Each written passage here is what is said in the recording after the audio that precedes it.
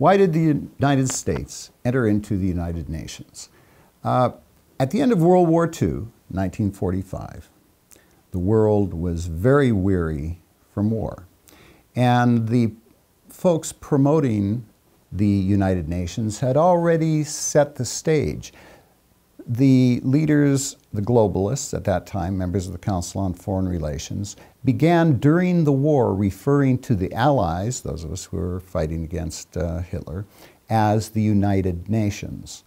And so for several years, the American people were constantly told the United Nations is fighting the war against tyranny. When the United Nations was first formed, in 1945, it was called the United Nations Organization, UNO.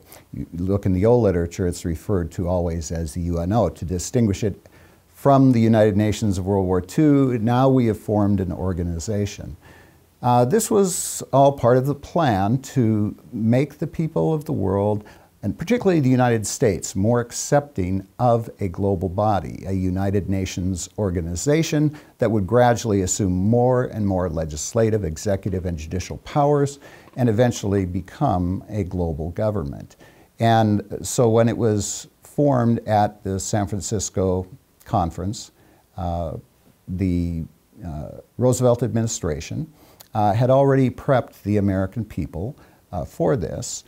We were the big obstacle because after World War I, the American people and the U.S. Senate had refused to ratify the League of Nations, which was the first real attempt at a new world order by the globalists who had started that effort even before World War I. So after World War II, constant propaganda on the need to have a global body to prevent another war of any kind from happening. And the U.S. Senate went along with that and ratified the UN Charter.